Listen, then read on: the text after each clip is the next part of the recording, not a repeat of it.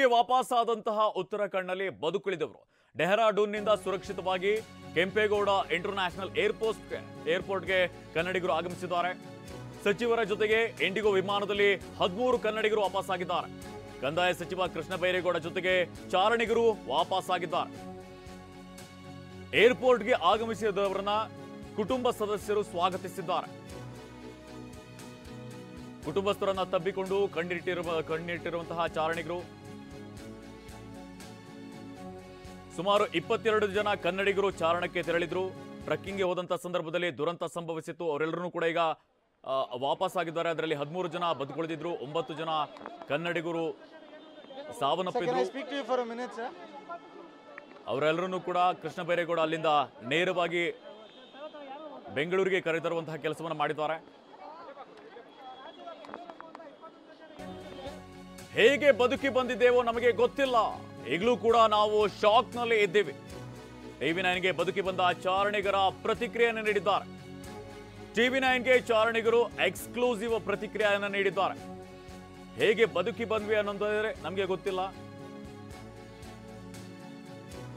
ಈಗಲೂ ಕೂಡ ನಾವು ಶಾಕ್ನಲ್ಲೇ ಇದ್ದೀವಿ ಅಂತ ಟ್ರಕ್ಕಿಂಗ್ಗೆ ಹೋದಂತಹ ವ್ಯಕ್ತಿ ಹೇಳಿಕೆಯನ್ನು ನೀಡಿದ್ದಾರೆ. ಸುಮಾರು 13 ಜನ ಬೆಂಗಳೂರಿಗೆ ವಾಪಸ್ಸಾಗಿದ್ದಾರೆ. ಅವರು ಸ್ಟೇಟ್ಮೆಂಟ್ ಅನ್ನು ಕೊಟ್ಟಿದ್ದಾರೆ.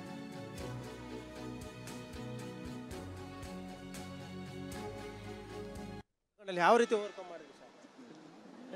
ನೀವು ನಿಜವಾಗ್ಲೂ ಇವತ್ತು ಮರು ಜನ್ಮ ಪಡೆದಿದ್ದೀರಾ, ಏನು ಹೇಳ್ತೀರಾ? What you say about sir? Because of ನಿಜವಾಗ್ಲೂ ಕೂಡ ಅಲ್ಲ, ಒಂದು ಇಡೀ ಕರ್ನಾಟಕ ಜನತೆ ನಿಮ್ಮನ್ನ ಸ್ವಾಗತಿಸೋಕೆ ಕಾಯ್ತಾ ಇದ್ರು. ಅಲ್ಲ, ಕರ್ನಾಟಕ ಪೀಪಲ್ಸ್ಗೋಸ್ಕರ ಆದರೂ ಹೇಳಿ, ಯಾಕಂದ್ರೆ ಎಲ್ಲರೂ ಕೂಡ ಹಾರೈಸ್ತಾ ಇದ್ರು ನೀವು ಬದುಕು ಬರಬೇಕು ಅಂತ. ಅಲ್ಲ, ತುಂಬ ಕಷ್ಟ ಆಯಿತು. ಹೆಂಗೆ ಬದುಕು ಬಂದು ನಮಗೆ ಗೊತ್ತಿಲ್ಲ ಆ್ಯಕ್ಚುಲಿ. ಆ ಮೂಮೆಂಟ್ ನಿಮ್ಗೆ ಕಾಣಿಸ್ತೈತೆ ನಿಮ್ಮ ಕಣ್ಣಲ್ಲಿ ಈಗಲೂ. ಇದು ಹೆಂಗಿತ್ತು ಸರ್ ಆ ಒಂದು ಇದು ಏನಾಯ್ತು ಆ್ಯಕ್ಚುಲಿ ಅಂತ?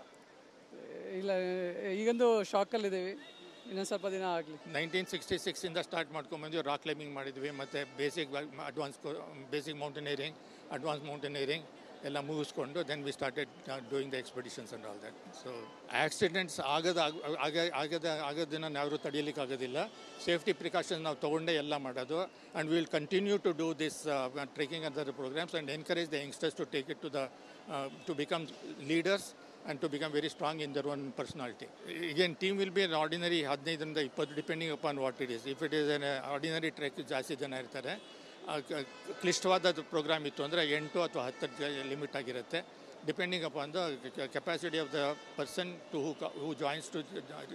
ಯಾರು ನಮ್ಮ ಜೊತೆ ಹೋಗಬೇಕು ಅಂತ ಬರ್ತಾರೆ ಅದನ್ನು ನೋಡಿಕೊಂಡು ವಿ ಆರ್ಗನೈಸ್ ಇಟ್. ಅವ್ರವ್ರ ಖರ್ಚು ಅವ್ರವರೇ ಮಾಡ್ಕೋಬೇಕು. ಬಿಕಾಸ್ ನಮ್ಮ ಸಂಸ್ಥೆ it's a non for profit organisation. ಹಾಗಿರುವಾಗ ಯಾರ್ಯಾರು ಬರ್ತಾರೋ ಅದು ಏನೇನು ಖರ್ಚಾಗುತ್ತೋ ಅವ್ರ ತೊಗೊಳ್ಬೇಕು. ನಮ್ಮ ಲೀಡರ್ ಏನಿರ್ತಾರೆ, ಈಸ್ ಅನ್ ಎಕ್ಸ್ಪೀರಿಯನ್ಸ್ ಪರ್ಸನ್ನು, ಮತ್ತು ಅಲ್ಲಿ ಕೂಡ ಲಾಜಿಸ್ಟಿಕ್ ಸಪೋರ್ಟರ್ಸ್ ಇರ್ತಾರೆ, ಅವ್ರನ್ನೂ ಇನ್ವಾಲ್ವ್ ಮಾಡಿಕೊಂಡು ಅಲ್ಲಿ ಕೂಡ ನಮಗೆ ಶರ್ಪಾಗಳು ಇರ್ತಾರೆ, ಬೇರೆ ಇರ್ತಾರೆ, ಅವ್ರನ್ನ ಜಾಯಿನ್ ಮಾಡಿಕೊಂಡು ಸೇಫಾಗಿ ಹೋಗಿ ಬರೋದಕ್ಕೆ ಪ್ರೋಗ್ರಾಮ್ ಮಾಡ್ತೀವಿ. ನಾಳೆ ಬೆಳಿಗ್ಗೆ ಬಾಡೀಸ್ ಬರುತ್ತೆ ಅಂತ ಹೇಳಿ ಎಕ್ಸ್ಪೆಕ್ಟ್ ಮಾಡ್ತಾಯಿದ್ದೀವಿ. ಬಂದಾಗ ಅವ್ರವ್ರ ಮನೆಗೆ ಹೋಗುತ್ತೆ, ಅವ್ರ ರಿಚುವಲ್ಸ್ ಏನಿರುತ್ತೆ ಅದು ಮಾಡ್ತಾರೆ. ನಮ್ಮ ಕಡೆಯಿಂದ ವಿ ಮೇ ಹ್ಯಾವ್ ಎ. ನಮ್ಮ ಪ್ರತಿನಿಧಿ ಶಿವರಾಜ್ ಕುಮಾರ್ ಕೃಷ್ಣ ಬೈರೇಗೌಡರನ್ನ ಮಾತಾಡ್ಸಿದ್ದಾರೆ, ಬಂದು ನೋಡ್ಕೊಂಬರೋಣ. ನಮ್ಮ ಜೊತೆ ಈಗ ಸಚಿವರಾದ ಕೃಷ್ಣ ಬೈರೇಗೌಡ ಅವ್ರನ್ನೇ ಮಾತಾಡ್ಸೋಣ. ಸರ್, ಆ ಒಂದು ಕ್ಷಣ, ಯಾಕಂದರೆ ನೀವು ಕರ್ನಾಟಕ ಸರ್ಕಾರ ಇವತ್ತು ನಿಜಕ್ಕೂ ಕೂಡ ಈ ಒಂದು ಶೋಧ ಕಾರ್ಯ ಮಾಡಿ ಅವ್ರನ್ನೆಲ್ಲರೂ ಹೊರತಂದಿರೋದು ದೊಡ್ಡ ಮಟ್ಟದ ಒಂದು ನಿಜಕ್ಕೂ ಶ್ಲಾಘನೀಯ ವಿಚಾರ. ಅವರು ಕೂಡ ಪ್ರತಿಯೊಬ್ಬರು ಕೂಡ ಹೇಳ್ತಾ ಇದ್ದಾರೆ. ಯಾವ ರೀತಿ ಇತ್ತು ಸರ್ ಆ ಒಂದು ಆಪರೇಷನ್? ನನಗೆ ಮೊನ್ನೆ ರಾತ್ರಿ ಜೂನ್ 4ನೇ ತಾರೀಕು ರಾತ್ರಿ ಒಂದು 9 ಗಂಟೆಗೆ ವಿಷಯ ಗೊತ್ತಾಯಿತು. ತಕ್ಷಣ ನಮ್ಮ ಅಧಿಕಾರಿಗಳು, ನಮ್ಮ ಚೀಫ್ ಸೆಕ್ರೆಟರಿ ಮತ್ತು ನಮ್ಮ ಸೆಕ್ರೆಟರಿ ರಶ್ಮಿ ಮಹೇಶ್ ಅವರು ಉತ್ತರಾಖಂಡ್ ಅಧಿಕಾರಿಗಳಿಗೆ ಮಾತನಾಡಿ ಏನು ಬೇಕೋ ಎಲ್ಲ ವ್ಯವಸ್ಥೆಯನ್ನು ಮಾಡಿದ್ವಿ. ಆದರೆ ಸಾವು ನೋವಿನ ಬಗ್ಗೆ ಆವಾಗ ನಮಗೆ ಅಷ್ಟು ಮಾಹಿತಿ ಇರಲಿಲ್ಲ.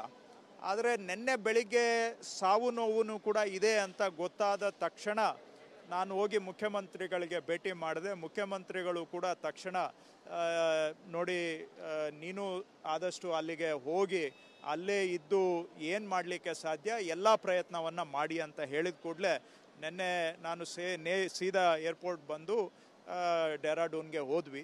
ಇನ್ ದ ಮೀನ್ ಟೈಮ್ ನಾವು ನಿರಂತರವಾಗಿ ಅಲ್ಲಿ ಉತ್ತರಾಖಂಡ್ ಅಧಿಕಾರಿಗಳ ಜೊತೆ ಸಂಪರ್ಕದಲ್ಲಿ ಇದ್ವಿ. ನಾವು ಹಿಂದಿನ ದಿನ ರಾತ್ರಿ ಅವ್ರ ಹತ್ರ ಮಾತನಾಡಿ ಅವ್ರಿಗೆ ಅಲರ್ಟ್ ಮಾಡಿ ಎಲ್ಲ ಕೋಆರ್ಡಿನೇಷನ್ ಆಗಿದ್ದರಿಂದ ನಿನ್ನೆ ಬೆಳಿಗ್ಗೆ 7 ಗಂಟೆ ಅಷ್ಟೊತ್ತಿಗೆ ರೆಸ್ಕ್ಯೂ ಆಪರೇಷನ್ನ ಶುರು ಆಗೋಗಿತ್ತು. ಸೊ ಹಾಗಾಗಿ ನಮ್ಮ ಪ್ರಯತ್ನಕ್ಕೂ ಅಲ್ಲಿಂದ ಸಿಕ್ಕಿದ ಪ್ರತಿಸ್ಪಂದನೆಗೂ ಕೂಡ ಏನೋ ಅದೃಷ್ಟ, ತಕ್ಷಣ ನಾವು ರೆಸ್ಕ್ಯೂ ಆಪರೇಷನನ್ನು ಆರಂಭ ಮಾಡಲಿಕ್ಕೆ ಸಾಧ್ಯ ಆಯಿತು. ಅಷ್ಟೊತ್ತಿಗೆ ನಮಗೆ ಮಾಹಿತಿ ಬರಲಿಕ್ಕೆ ಶುರುವಾಯಿತು, ಸಾವು ನೋವು ಇನ್ನೂ ಜಾಸ್ತಿ ಆಗಿದೆ ಅಂತೇಳಿ ಅಂತ. ಸೊ ನಾವು ನಿನ್ನೆ ಡೆಹ್ರಾಡೂನ್ಗೆ ತಲುಪೋದಕ್ಕೆ ಮೊದಲೇ 9 ಜನ ಸಾವು ಆಗಿರ್ಬೋದು ಅನ್ನುವಂಥ ಮಾಹಿತಿ ಅನ್ಕನ್ಫರ್ಮ್ಡ್ ಅಷ್ಟೊತ್ತಿಗೆ ಆಗಲೇ ಬಂದಿತ್ತು. ಸೊ ಆದರೂ ಕೂಡ ಇರೋರ್ನಾದರೂ ನಾವು ತಡ ಆಗಿದ್ದಿದ್ರೆ ಬಹುಶಃ ಇನ್ನೂ ಪ್ರಾಣಗಳ ಹಾನಿ ಆಗ್ತಕ್ಕಂಥ ಸಾಧ್ಯತೆ ಇತ್ತು. ಆದರೆ ನಮಗೆ ಏನು ರಾತ್ರಿ ಇನ್ಫಾರ್ಮೇಷನ್ ಬಂತು 9 ಗಂಟೆಗೆ, ಬೆಳಿಗ್ಗೆ 5 ಗಂಟೆಗೆ ಅಷ್ಟೊತ್ತಿಗೆ ಎಲ್ಲ ನಾವು ತಯಾರಿಯನ್ನು ಮಾಡಿಕೊಂಡು ಆರ್ಮಿ, ಏರ್ಫೋರ್ಸು ಅವರೆಲ್ಲರ ಸಹಕಾರದಿಂದ ರೆಸ್ಕ್ಯೂ ಆಪರೇಷನನ್ನು ಅಲ್ಲಿ ಶುರು ಮಾಡಿದ್ವಿ. ಈ ಕಷ್ಟ ಕಾಲದಲ್ಲಿ ನಮ್ಮ ಕಡೆಯಿಂದ ಏನು ಮಾಡಲಿಕ್ಕೆ ಸಾಧ್ಯ ಅದನ್ನು ನಾವು ಮಿತಿಮೀರಿ ಮಾಡಿದ್ದೇವೆ. ನಮ್ಮ ಅಧಿಕಾರಿಗಳು ಭಾಳ ಕೆಲಸ ಮಾಡಿದ್ದಾರೆ. ಉತ್ತರಾಖಂಡದ ಅಧಿಕಾರಿಗಳು ನಮಗೆ ಸಹಕಾರ ಕೊಟ್ಟಿದ್ದಾರೆ, ಅವರಿಗೆ ಧನ್ಯವಾದ ನನ್ನ ಕಡೆಯಿಂದ. ಇದಿಷ್ಟು ಸಚಿವರಾದ ಕೃಷ್ಣ ಬೈರೇಗೌಡರು ಹೇಳ್ತಾ ಇರುವಂಥದ್ದು. ನಿಜಕ್ಕೂ ಈ ಒಂದು ಶೋಧ ಕಾರ್ಯಾಚರಣೆ ಸಂದರ್ಭದಲ್ಲಿ ಸಾಕಷ್ಟು ಒಂದು ನಾವು ಈ ಇಮ್ಮಿಡಿಯೇಟ್ ಉತ್ತರಾಖಂಡದ ಸರ್ಕಾರ ಜೊತೆಗೆ ಮಾತುಕತೆ ಮಾಡಿ ಎಲ್ಲ ರೀತಿಯ ಅವರ ರೆಸ್ಕ್ಯೂ ಆಪರೇಷನ್ ಮಾಡಿದ್ವಿ. ಅವರು ಕೂಡ ಅದರಿಂದ ಹೊರಬರೋಕ್ಕೆ ಇನ್ನೂ ಸ್ವಲ್ಪ ದಿನಗಳು ಬೇಕು. ಆ ಒಂದು ಭಾವಕ್ಷಣಕ್ಕೆ ನಾನು ಕೂಡ ಸಾಕ್ಷಿಯಾಗಿದ್ದೆ. ನಿಜಕ್ಕೂ ಬದುಕುಳಿದು ಬಂದವ್ರಿಗೂ ಕೂಡ ನಾನು ಒಂದು ರೀತಿಯಂತಾಗಿ ಅವರನ್ನು ಆ ರೀತಿ ಬದುಕಿಸುವ ಒಂದು ಖುಷಿ ಕೂಡ ಇದೆ ಅನ್ನೋ ಮಾತುಗಳನ್ನ ಹೇಳ್ತಾ ಇರೋದು. ಕ್ಯಾಮ್ರಾ ಪರ್ಸನ್ ಮಹೇಂದ್ರ ಜೊತೆ ಶಿವರಾಜ್ ಕುಮಾರ್, TV9 ಬೆಂಗಳೂರು.